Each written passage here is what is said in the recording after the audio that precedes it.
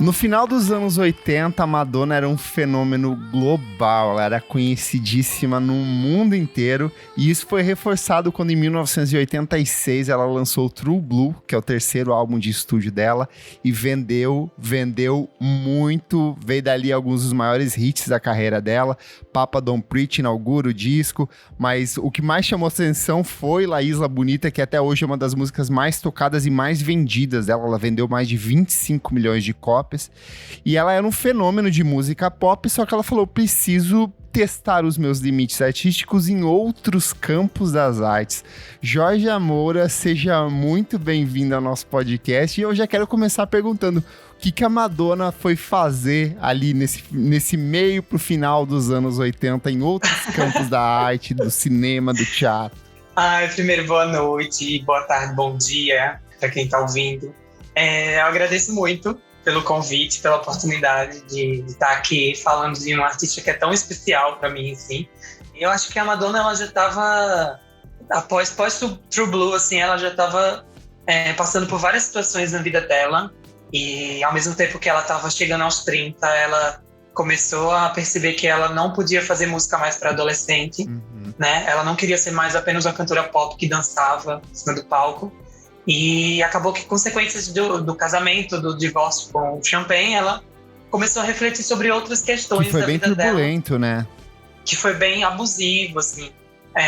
De ambas as partes, teve agressões e foram para casa de justiça mesmo. Teve muitas agressões pesadas dele, que tem uma das mais famosas, que ele colocou a cabeça dela dentro do forno e acendeu o forno. E ela se contradiz também em alguns momentos, porque eu lembro que, acho que tem uns 4 ou 5 anos, ela foi a público falar que ele nunca agrediu ela. Então, assim, e falou que ela ainda amava ele. Então, assim, é um relacionamento muito conturbado, muito complexo. Isso. Assim, depois do lançamento do Like a Prayer, ele meio que se redimiu com ela, assim, e ele entendeu que o disco também era sobre ele, além de outras questões da vida dela. E acho que eles meio que conciliaram isso com o tempo e foi tentando cada um pro seu lado. Aí depois que ela se separou do Guy Ritchie, é que ela realmente se reencontrou com o Champagne e teve esse momento mesmo acho que de perdão, né? Acho que de perdão, de entender que os dois estavam passando por momentos difíceis também na carreira, naquele momento. E aí, além dessa questão da vida sentimental, ela foi pros palcos, ela foi pras telas do cinema, ela foi se testar criativamente, né? Sim, eu acho que depois do Procura-se Susan, né, desesperadamente, que é a tradução do título do filme aqui em português, que foi pós Like a Virgin, né, o álbum do Like a Virgin, Madonna ficou muito famosa, ficou muito queridinha de todos os lugares, tanto é que passava na sessão da tarde os filmes da Madonna e todo mundo se vestia igual a Madonna, então ela se tornou um símbolo mesmo, jovem, e ela tentou de novo fazer um outro filme, né? Além do Surpresa com Xangai que ela faz com Champagne, ela tentou fazer um outro filme mais pop, né? Uma personagem mais louquinha, assim, a mais a cara dela da época do True Blue. Só que ele é um problema realmente, assim, de crítica, né? Porque a atuação dela não é das melhores, mas eu, particularmente, como fã, eu gosto muito do filme, porque eu acho ele meio divertido, assim. Mas ao mesmo tempo é caricato. Eu acho que ela é meio debochada, assim, pra mim não dá. Pra mim Beyoncé e Madonna são duas pessoas que, pelo amor de Deus, fiquem em estúdio, não vai pro cinema, não rola. Olha, isso é verdade. Eu concordo que a Madonna, ela é bem melhor como diretora, como roteirista, né? O W.E. mesmo é um filme incrível que ela dirigiu. E a atuação dela não é das melhores mesmo. Ela tenta forçar um pouquinho.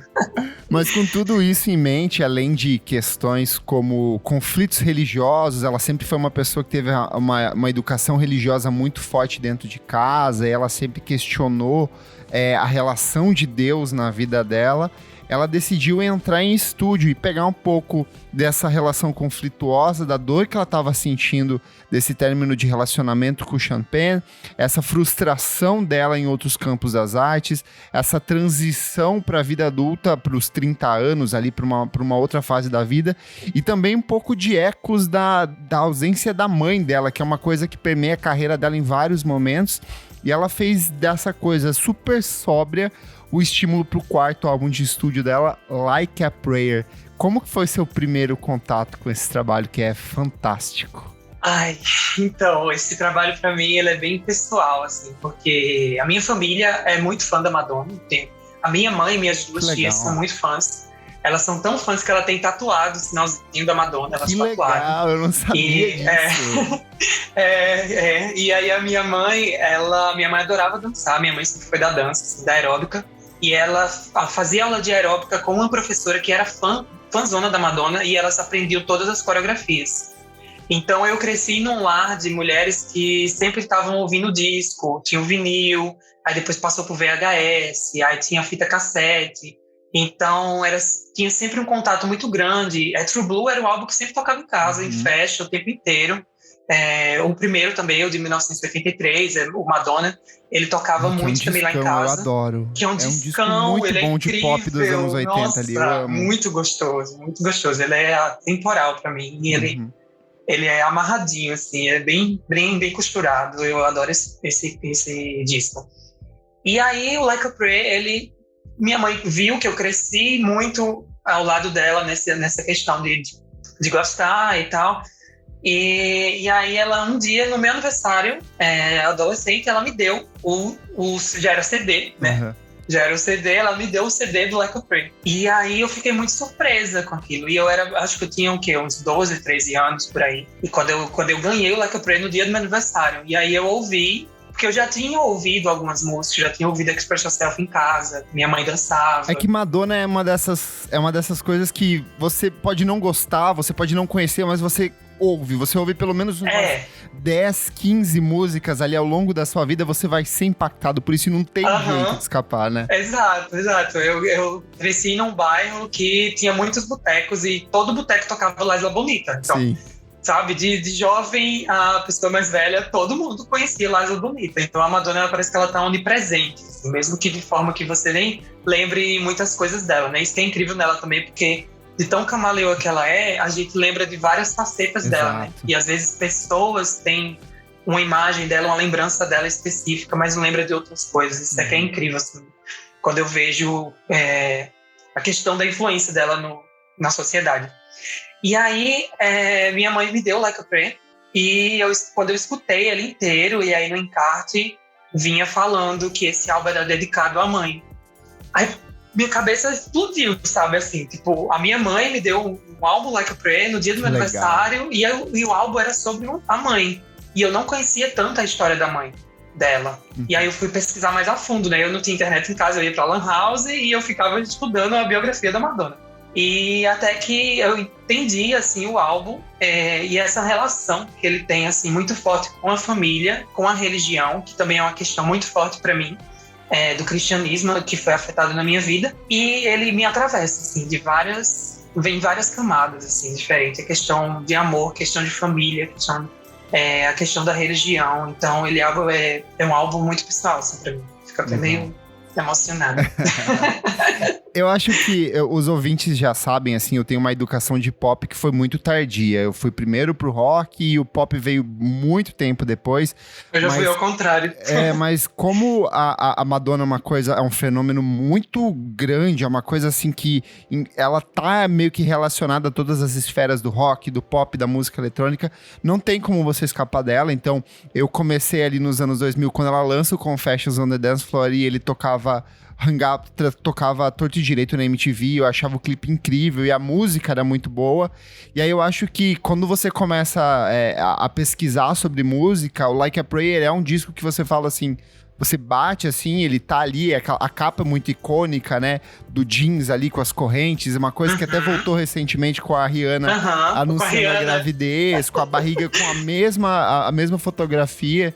E aí, quando você bate nele, você fala assim, é um disco muito anos 80, e ele tem todos os elementos de anos 80 ali, a produção, a batida, mas ele é um disco muito diferente, porque de cara ele abre com a faixa título, e ela é uma puta de uma faixa de abertura, assim, porque começa com aquela guitarra sujona do Prince, assim, um solão meio metaleiro, meio hard rock, e você fala assim, calma, o que tá acontecendo aqui? E aí, de repente, vem os teclados, daí vem um coro de vozes, e daí vem a letra, que é totalmente provocativa, porque ela fala de um amor que é tão forte que é quase religioso. É uma coisa que você se ajoelha, você ora, você anseia por aquela pessoa, como um católico devoto anseia por Deus, sabe? E aí você bate no clipe, e aí tem a relação dela com o santo negro, a igreja em chamas, ela toda com o cabelo preto, lambendo o pé do santo, assim, você fala, cara, tem muita coisa acontecendo aqui. O que tá acontecendo, exato, né? E eu acho que quem gosta de música pop não tem como, entendendo o contexto de música pop, olhar pra isso e não se sentir impactado, né? É um disco muito impactante, né? Ele é... Assim, a imagem que eu tinha antes de ver o clipe era essa imagem que minha mãe e minha família ficou muito apegada, né? Essa imagem da Madonna loirona, de crucifixo, dançando de um lado pro outro no palco. E aí, quando eu vi esse clipe pela primeira vez no Immaculate Collection, que era o VHS que minha tia tinha, eu fiquei impactada, assim, porque era outra Madonna, assim. Teve um momento que eu até, na minha inocência, eu pensei, é outra mulher? Ela não é a mesma mulher, porque ela tava de cabelo preto e era uma coisa meio da guitarra. E eu já tinha influência também do rock na minha vida, porque meu pai também é roqueirão, assim. Então, eu já achava que era outra coisa, assim. Então, é isso que é incrível nela, assim, que ela representa os anos 80 do Madonna ao True Blue, mas ela também, ela entende que quando chega 88, 89, ela não precisa mais falar sobre o que ela falava, ela quer agora explorar outras coisas, né? Musicalmente e os temas que ela explora no Like a Prayer. Liricamente. Eu acho que a Madonna, essa imagem de Madonna, como se eu falo pra você, ouvinte, Madonna, você tem na sua cabeça, pra mim essa imagem foi construída nesse disco, assim, dessa mulher provocativa, empoderada, forte, que não tem medo de desafios, que tá sempre testando e provando de coisas novas, e é muito emblemático porque ele é um disco de 1989, então é um disco que fecha os anos 90, sabe? E abre passagem para uma sequência de outras coisas que ela vai fazer dali pra frente. E eu acho muito curioso também que ele vem num ano em que são dois discos que pra mim são muito emblemáticos de 89, que é o Rhythm Nation da Janet Jackson e esse, sabe? São dois discos que tratam de assuntos muito parecidos, de empoderamento feminino, só que com um de uma mulher negra e o outro de uma mulher branca, sabe? E meio que eles se complementam, entendeu? E eu acho fascinante, assim, o quanto ele é emblemático nesse sentido, sabe? Eu acho que, assim, a Madonna, ela tenta... mesmo ela tendo esse privilégio de ser a mulher branca, ela... pela história dela, né, de sair de casa, de fugir de casa para Nova York, de ter o contato com o Brooklyn, ela morava no Brooklyn, então ela teve muito contato com as pessoas negras, as pessoas latinas, então isso influencia muito nesse trabalho dela de 89, né, porque primeiro a Madonna, ela não era essa cantora pop loira, né, ela já tinha um cabelo preto, e ela, quando foi para Nova York, ela testou duas bandas punk, né, o Breakfast Club e o M, e ela meio que, nas entrevistas que a gente vê, ela meio que resgata essa coisa de eu preciso voltar agora, depois do que aconteceu com o meu casamento, eu preciso voltar, relembrar das minhas dores do meu passado, porque a morte da mãe dela aos 5 anos de idade é uma coisa que marca realmente a vida dela até hoje, ela fala disso. E ela estava fazendo 30 anos, que foi o ano que a mãe dela morreu. A mãe dela tinha a idade que a mãe dela morreu, né? Ela tinha 30 anos quando ela faleceu. Então ela vai resgatando tudo isso e ao mesmo tempo ela vai vendo que nos anos 80 os Estados Unidos estava passando por um momento também de censura, de repressão. Era um governo de direita muito opressor, muito patriarcal. E pelo contato que ela tinha com as minorias, com os LGBTs, com as pessoas negras e latinas, ela sentiu a necessidade, né, aquele incômodo, né, que ela tanto fala, assim. E o tema mais central do Like a Prayer é justamente essa questão dela, da devoção com a religião, né? A devoção com a religião, que sempre foi uma questão que a incomodava muito, porque a sua família colocava esse lugar de que você precisa ser devoto a esse Deus, a essa figura de Jesus Cristo, e a Madonna sempre foi uma pessoa questionadora, e ela tem fala dela, inclusive, que ela olhava para a imagem de Cristo e ela se sentia excitada, e ao mesmo tempo ela se sentia culpada. Então isso é um conflito muito grande dentro dela, que ela volta à tona nesse momento, de 88 a 89, e bota pra fora, assim. Então, a música em si, ela é uma potência muito grande, porque você vê muita coisa acontecendo no clipe, nela, na música, na voz dela. A voz dela tá diferente, Sim. né? E ela experimenta outras estruturas na voz. Então, você vê que é uma música muito potente, assim. Ela tem muito significados, né? É muito subjetiva também. Sim. Assim, que até hoje você tem que analisar. E para ajudar ela nessa jornada, ela contou com o Stephen Bray, com o Patrick Leonard e para mim que é um elemento essencial para o sucesso desse disco, que é o Prince. Ele canta ali com Love Song e ao longo, e reouvindo pra gente gravar esse programa, eu vejo o quanto o Prince é presente, mesmo quando ele não tá ali.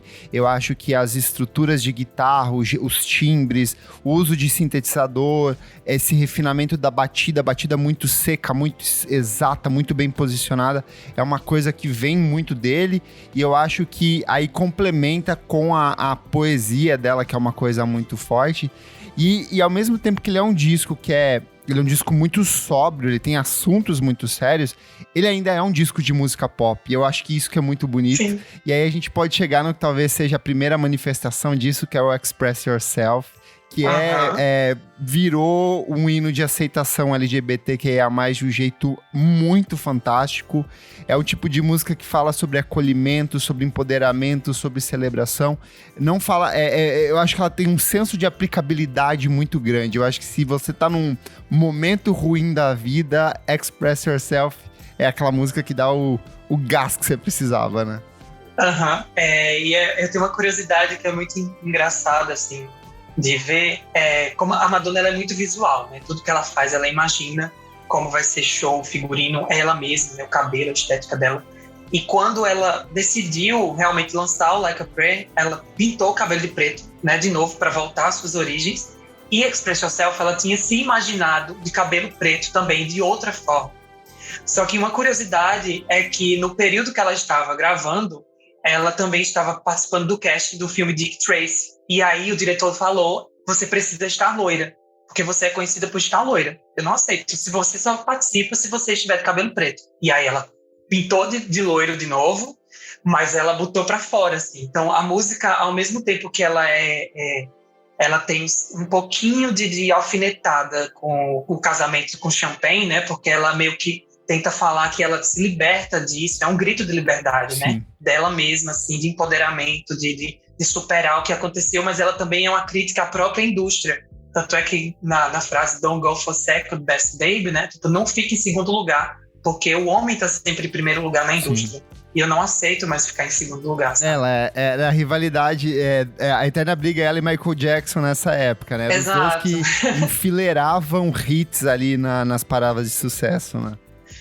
E assim, os dois são geniais, porque os dois, eles investiam visualmente, assim, em clipes maravilhosos que tinham várias mensagens, assim, e aí foi muito genial ela ter essa ideia, né, junto com o David Fincher, né, isso vale salientar que o clipe é genial também por causa dele, dessa ideia do Metrópole, de fazer esse contraponto com o que estava acontecendo nos Estados Unidos nesse momento também, toda essa crítica, e para mim é um hino que ele repercute em tantas outras músicas pop depois que a gente vai ouvir, né? O mais famoso caso é Born This Way da Lady Gaga, que todo mundo mas assim, é o Express Yourself parte 2 ali, Exato. A segunda versão agora. É o 2.0. Outra que eu acho bem incrível, talvez seja uma das minhas favoritas do disco, é Till Death Do Us Part. Eu acho que ela é uma música que fala muito da relação com o Champagne, assim. Ela fala, até cita em alguns momentos, hematomas, agressões, violência. Mas ela trata do sentimento do amor de um jeito muito profundo em todas as esferas possíveis, sabe? São essas marcas, esses traços que ficam depois que o relacionamento acaba, sabe? As lembranças, o cheiro, as sensações, os toques, tudo isso parece que fica voltando. E ela é outra que tem ela é bem anos 80 mesmo, assim, ela começa com uma batidinha que se encaixar vira um tecnobrega gostoso ali. Ela tem essa batidinha no começo, que é muito boa. Mas ela tem um jeito que ela canta que é muito pop e meio melancólico, assim, o tempo inteiro, sabe? Isso. Ela é uma música que me dá um senso de nostalgia muito grande ouvindo. Sim, parece que você se sente naquele momento, né? Mesmo, Sim. às vezes a gente não nasceu nesse momento, mas a gente tem essa sensação de que a gente viveu aquilo ali, porque é uma música que realmente ela tem uma melodia muito característica dos anos 80, assim. Mas o que é mais divertido na música é que quando ela começa, assim, a primeira vez que você escuta, parece que é uma música alegre, né? Depois de Like a Prayer, Express Yourself e Love Song, que é bem experimental e maravilhosa, inclusive, aí vem Till Death Do Us Apart, que é uma música meio com uma batidinha alegrezinha, mas do nada você vai prestar atenção na letra, ela tá uma crítica, assim, é meio agridoce a música. Eu acho que fica uma coisa, parece que é a Madonna replicando aquilo que ela fez no primeiro disco, só que com o tom do Express Yourself, sabe? Exato, eu acho que é um pouco também de sarcasmo, assim, tanto é que o título da música, né, Até que a Morte Nos Separe, ele é meio irônico e meio sarcástico também, porque se a relação continuasse deles dois, realmente, até que a morte os separar. Porque... Ela fala, eu não quero ser só sua mulherzinha, né? Ela falou no começo da Exato. música, assim, é muito bom. Exato, é uma música bem irônica, assim, é bem o jeito da Madonna, né, de falar de amor. outras músicas desse disco você gosta muito? Ai, olha, minhas favoritas, além do Like a Prayer e Express Yourself, que eu acho que são músicas que são fundamentais, assim, pra botar a gente pra cima ou pra questionar. A minha favorita é Spanish Eyes, que é uma música, assim, muito bonita, muito bonita. Ela virou single no Brasil, né, e tocava nas rádios, nos momentos de amor das rádios, apesar de ser uma música triste, assim, né, sobre alguém que ela perdeu. Mas virou uma música romântica e ela é linda. Assim. Ela tem essa vibe brega latina que é... Tem. Que não tem como. Eu acho que muito do motivo dela fazer sucesso no Brasil, pra mim, é como La Isla Bonita, sabe? Ela tem essa pegada latina, caribenha, caliente de um jeito ou de outro ali, e o brasileiro se entrega a isso, não tem, é natural, é típico do povo latino isso, né? Exato, e era uma época que também tinha as lambadas, né? Então, La Isla Bonita tem um som muito parecido das lambadas, lembra muito isso. E Spanish Eyes, ele já é uma música mais caliente, ao mesmo tempo meio triste, ao mesmo tempo a dançar junto, né, nos clubes. Então, é uma música linda, assim, pra mim, porque ela é uma música basicamente só no violão, assim, e a Madonna tá com uma voz incrível, ela testa coisas que depois ela não consegue mais alcançar, né, depois da Blonde Ambition ela não consegue alcançar mais essas notas, mas ela experimenta, e eu acho que é muito da influência do Prince também. Né, você vê em Love Song e Spanish Eyes, são músicas que ela experimenta. Muito no Love Song, muito, impressionante. Assim, ela não repete isso mais no resto da carreira, é muito louco. Até porque com essa influência do Prince, né, na carreira dela, ela testou coisas diferentes na voz, que é muito parecido com o que ele faz no trabalho dele, e aí ela botou isso no palco, na Blonde Ambition, e acabou que ela teve problema nas cordas vocais mesmo, então é por isso que ela nunca mais conseguiu alcançar, porque ela forçou mesmo. Até no documentário Na Cama com Madonna, você vê que a voz dela fica meio rouca, assim, quando ela vai falar, porque ela, infelizmente, não conseguiu alcançar mais depois, assim. Mas, enfim, é um registro que tá aí guardado. Eu acho que ela nunca vai cantar ao vivo, mas a música é linda, assim. Pra mim, ela é minha favorita. Uma que eu acho muito bonita desse disco, eu acho que ela te tira um pouco, é Cherish. Eu acho ela tão gostosinha, ela tem uma atmosfera gostosa, a letra também tem esse conceito meio agridoce ali, o clipe é muito bonito, eu não sei, ela tem uma atmosfera, ela tem uma pegada de anos 80, mas um pouco de pop dos anos 60 em alguns aspectos, assim, nessa coisa das vozes dobradas e de se repetindo. É uma música que eu lembro que passava muito na MTV, assim, lembro de ligar a MTV de manhã e tá o clipe de Cherish passando, sabe? É aquele clipe bem matinal, né? É bem matinal. Ele lembra muito o True Blue também, que já é uma música mais fofinha, mais alegrinha. Mais leve, né? Disco. E eu acho que é uma música que traz um pouquinho de esperança, assim, que seja aquele amor recíproco, aquele amor que seja correspondido, né? Aquela coisa leve. E aí, existem boatos que isso é uma música feita realmente por Prince, porque, né, eles tinham uma certa relação aí, que não precisa categorizar, mas eles tinham, e ela meio que acho que tinha essa esperança desse amor que vinha de forma mais leve. Isso repercute muito na música, assim, a música é realmente leve, né?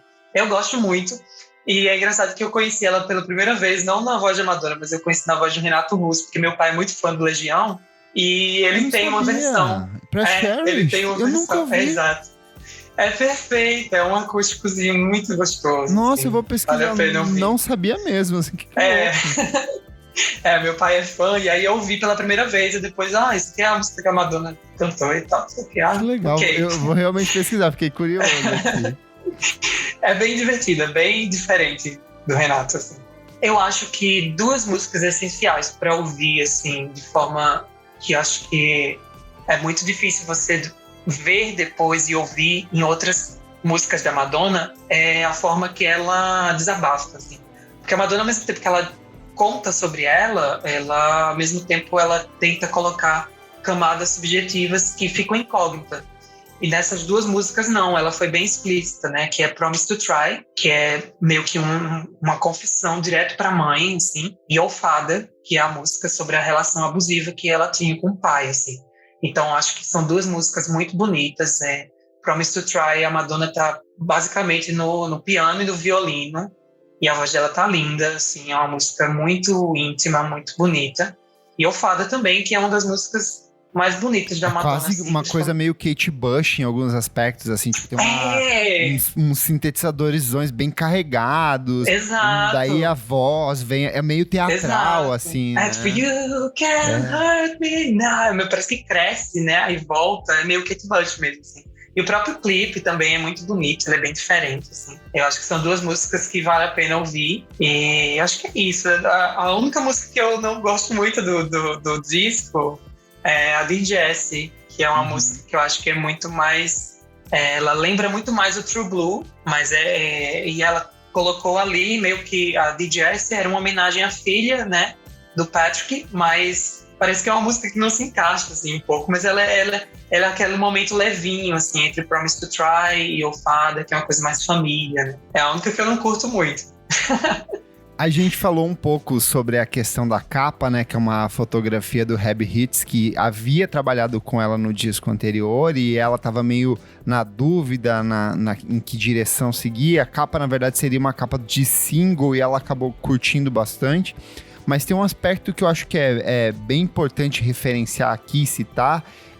A gente tá falando de 1989, a gente tá falando num ponto muito crítico da pandemia de HIV/AIDS no mundo.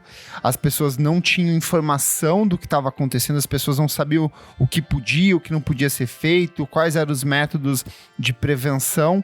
E a Madonna, que havia perdido vários amigos nessa época, peita a gravadora, peita todo mundo e fala, não, eu vou usar o encarte do disco como um material de auxílio, de explicação para as pessoas, para os jovens terem noção de métodos de prevenção nessa época. E eu acho isso... ano passado a gente completou 40 anos da pandemia de HIV/AIDS, né, do início da pandemia, e eu acho isso muito impactante, muito corajoso da parte dela, né? Eu acho que a palavra realmente é essa, coragem, assim, porque é um momento que você vê que ela arriscou tudo, porque ela já estava conciliada, né, na indústria, assim, como aquela cantora pop, e ela vem do nada, além de toda a questão religiosa, que incomodou o Vaticano, né, que incomodou o Papa. Esse disco, na cabeça da senhorinha de direita cristã, deve ter feito um estrago. Viu? Eu acho que destruiu a cabeça da pessoa. Mas também, ao mesmo tempo, provoca, né? E faz questionar outras coisas. Isso que é bom também. E aí eu acho que ela foi muito corajosa de trazer isso, mas de um jeito muito delicado, assim, que ela vai abordando isso depois na própria Blonde Ambition, no Na Cama com Madonna, e na turnê do Erótica também, o Girly Show, ela fala muito sobre isso, é muito mais forte. E eu acho que foi necessário, assim, ela entendeu que ela precisava falar porque ela já tinha perdido muitos amigos, né? E ela convivia com as pessoas LGBTs, e ela percebeu que as pessoas estavam sendo estigmatizadas, né? Nós, LGBTs, estávamos sendo estigmatizados por serem as pessoas que carregavam os vírus. Sendo que ela deixa bem claro no encarte que pessoas héteros também podem. Ela reforça isso. E isso, para aquela época, era explodir a cabeça de todo mundo, assim. Então, é arriscado e corajoso, assim, ao mesmo tempo que ela fez. Que é o que ela vai fazendo depois, né? Depois do Like a Prayer, ela não para de cutucar todo mundo. Sim. E só para entender, o disco foi um sucesso comercial absurdo. Mais um, Madonna enfileirando sucessos.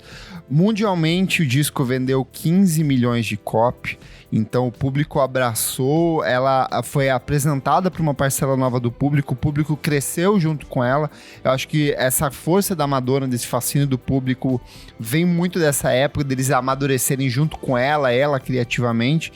E a crítica que sempre achava ela meio que uma cantora pop, genérica. Tem até um texto fantástico, eu acho que é da Veja nessa época, falando assim: Cyndi Lauper veio pra ficar, a Madonna é só mais uma que vai ser esquecida daqui pra frente.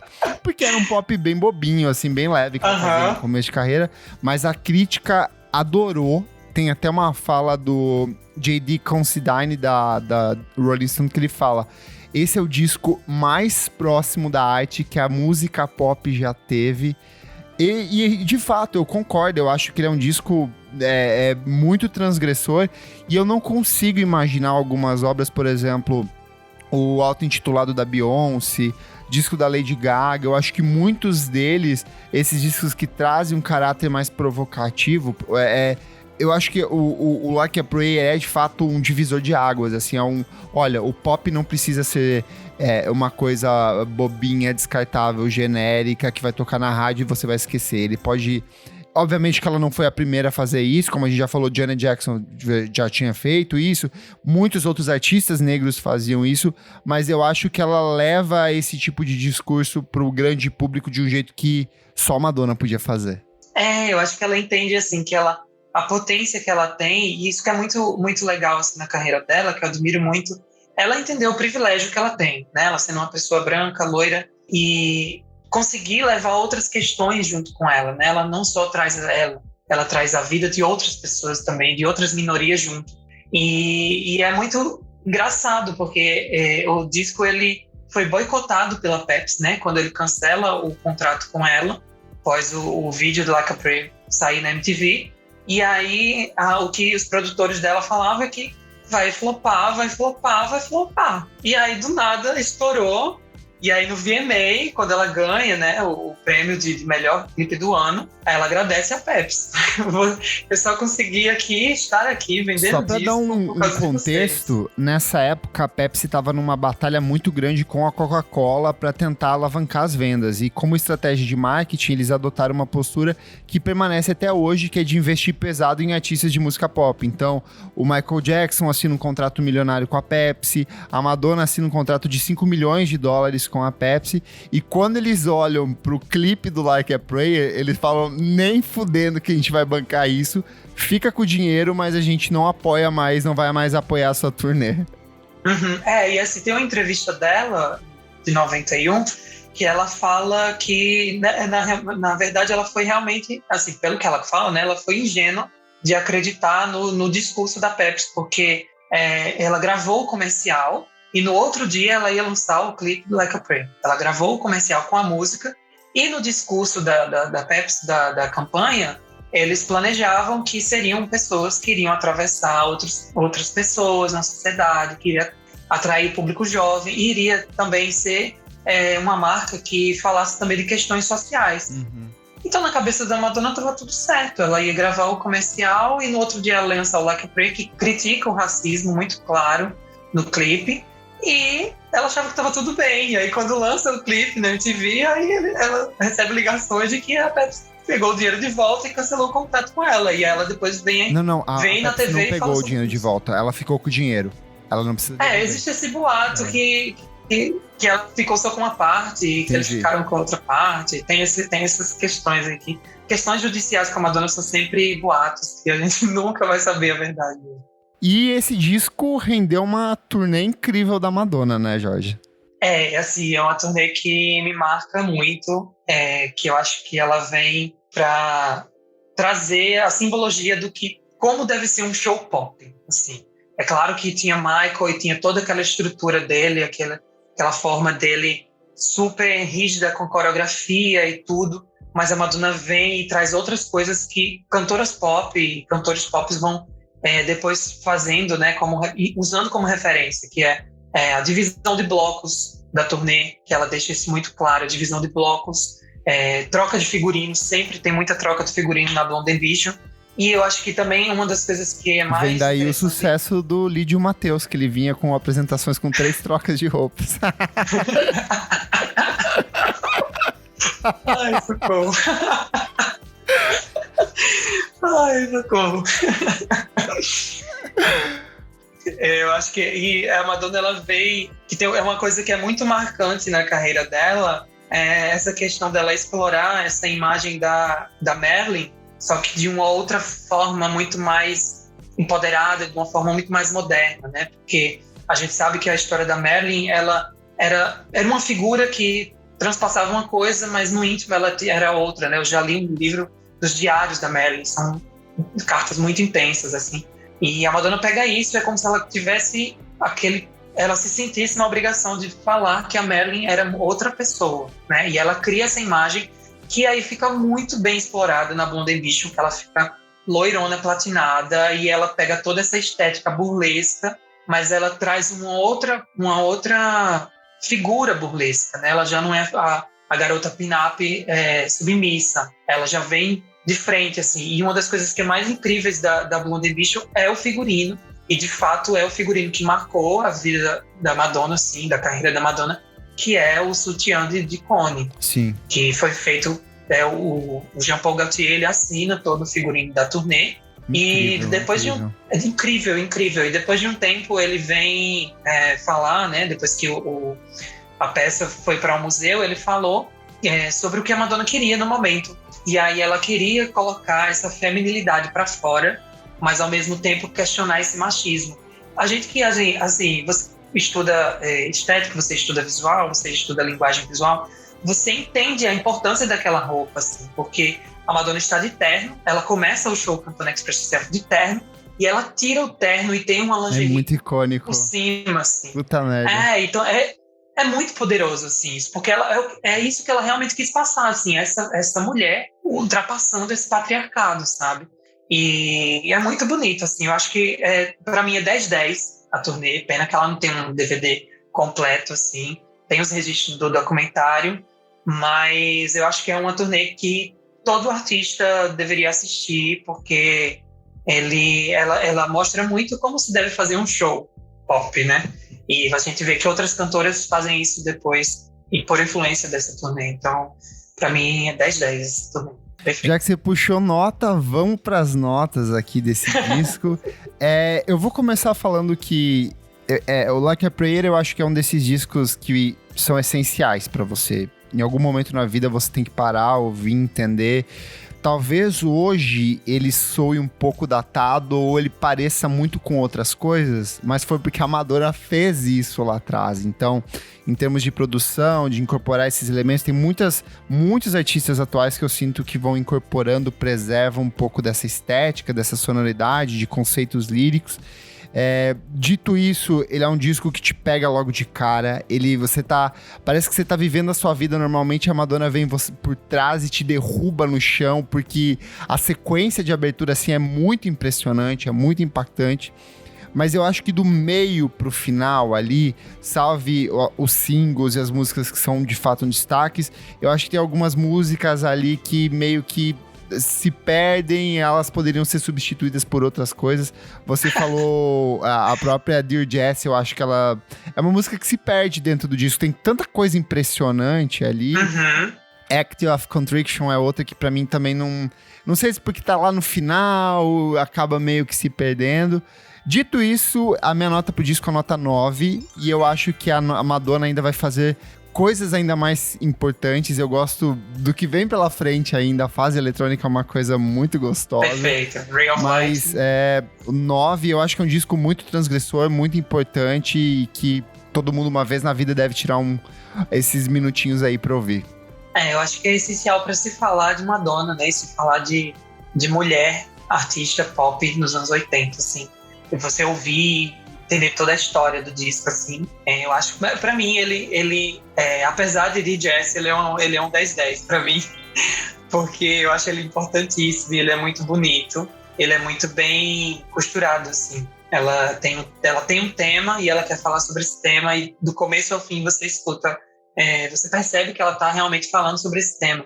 E eu gosto de Act of Contrition, não vou mentir, mas eu acho que ela deveria sim pós Like a Prayer. Eu acho que porque na verdade ela é um complemento de Like a Prayer. Então acho que ela poderia ter vindo como segunda faixa do disco, mas eu acho que ele é perfeito.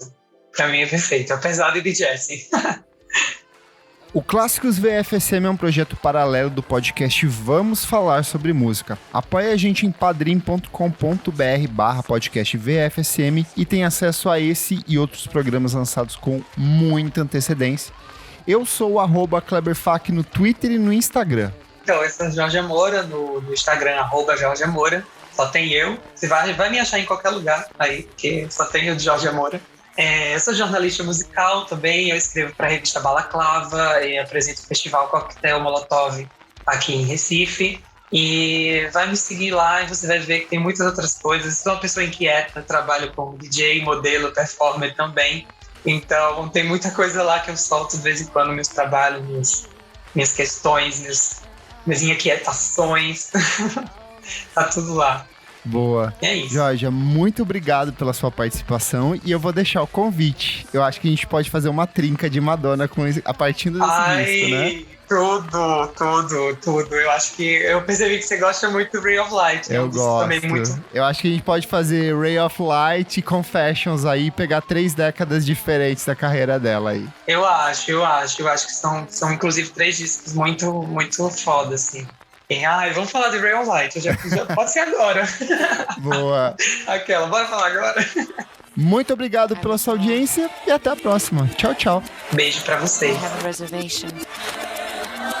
I have a reservation.